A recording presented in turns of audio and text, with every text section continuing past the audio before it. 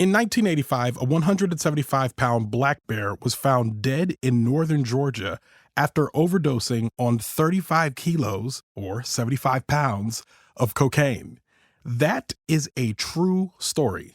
Drug smugglers were trafficking cocaine from Colombia into the United States and had to dump their cargo from the weight being too heavy mid-flight. In 2023, a movie was released reimagining that story. That movie is Cocaine Bear. I'm Ronald Young Jr., and I'm leaving the theater.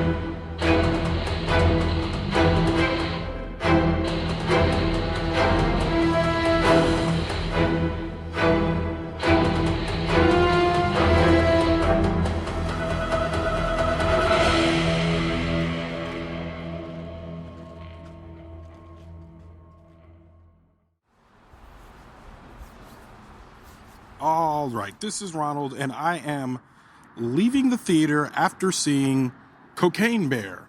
Cocaine Bear, directed by Elizabeth Banks, written by Jimmy Warden, starring Keri Russell, O'Shea Jackson Jr., Alden Ehrenreich, Christian Convery, Brooklynn Prince, Jesse Tyler Ferguson, Isaiah Whitlock Jr., and Ray Liotta. For a complete cast listing, check out the link in our show notes. All right, so here is a movie whose premise is on the nose. It is pretty straightforward. There is a bear in the woods that comes across a bunch of cocaine. It does the cocaine, and the movie ensues. There is not much more plot than that, folks. I could basically end the review right there. If you've seen the preview, you see that the bear gets up to it. And if most of you that's seen the trailer have probably been excited to watch this movie in some capacity. And I think that if you are hanging out with friends, if y'all want to have a good time, if y'all want to go watch something, just kind of be on the screen in front of you, but not have much more depth than that, then this is the movie for you. I saw this in a press screening with a lot of, very enthusiastic people seeing it. So there was those of us members of the press, as well as, a bunch of people that just kind of got free tickets from a radio station or signed up and got tickets, something like that. And a lot of them were very excited to see this movie, which meant that my experience was a little bit different because it seemed like people came almost like the way you go to a comedy show, just ready to laugh, which is a good crowd to be in a movie like this because they're going to be generous with their laughs.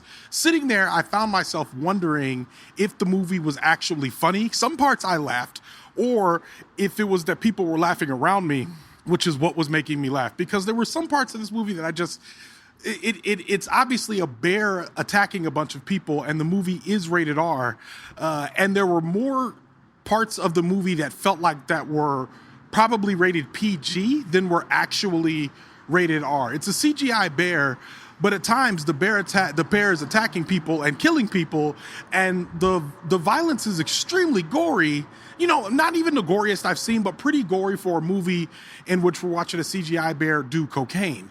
I think if you're going to do a movie like this, I think for me, it would have been better if it had been funnier, and I'm just uncertain if this really hit the mark in terms of funny. I remember sitting there thinking if this movie had been made in the 2000s or the late 90s by the Farrelly brothers or by Adam McKay or any of those guys, I think that this probably would have been probably a funnier movie in a lot of ways, because I think the types of jokes they would have put in there would have been different from the ones that we're seeing.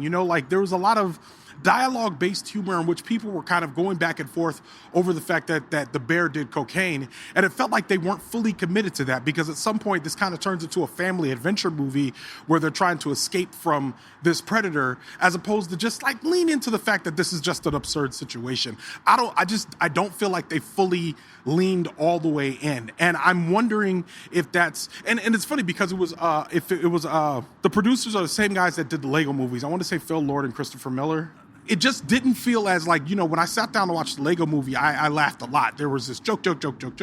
And this one, it just felt like there were enough jokes for it to be a comedy, but not enough jokes that I could just like lean into the absurdity of the movie. And when I say that, I mean like there's one thing for it to be absurd that a bear is doing cocaine. It's another thing to see like a man get shot in the head, a dude get his like arm ripped off, a person get their face ripped off. It just felt like those two things together were difficult for me to kind of like lean into, because at some point I'd be like, these people are in real danger. This doesn't feel fun. And when I say that, I mean like if you think about something like, I remember while I was watching this, I kept thinking Final Destination, which like the absurdity of Final Destination kind of works for me because they're taking themselves so seriously.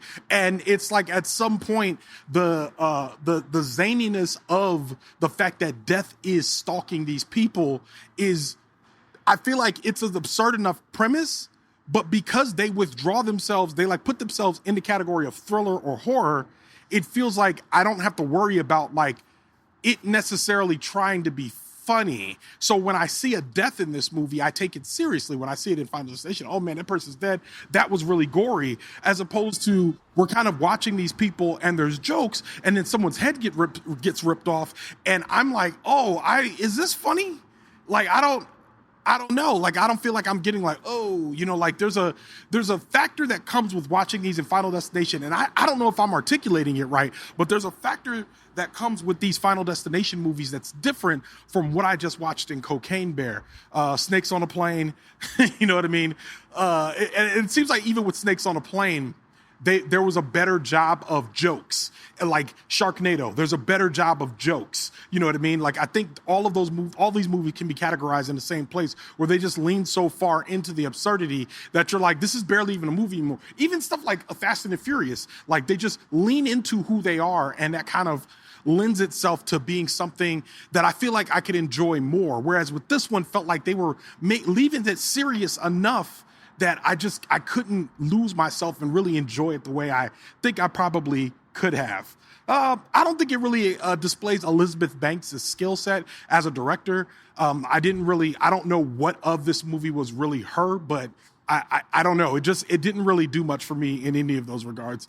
Yeah, I mean, unfortunately, I think this is a 2 of 5 stars, like if you are hanging out with friends and you're going out, whatever, you're going to go watch this movie. You will enjoy it. And when I say enjoy it, you'll enjoy the experience that you have with your friends. You will forget this movie existed. I've already forgotten the acting in the movie. Keri Russell was basically negligible in this movie. It's like she didn't even exist. And I don't know. It just seemed like there was a lot of people that showed up in this movie to have a good time.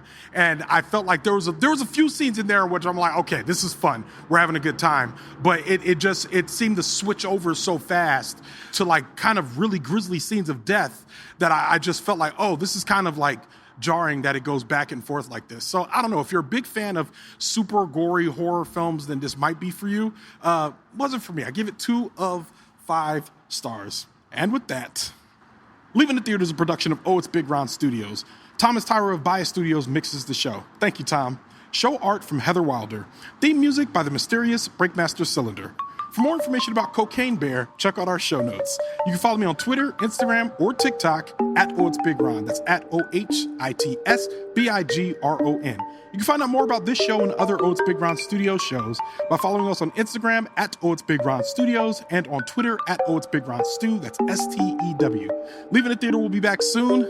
Thanks for listening.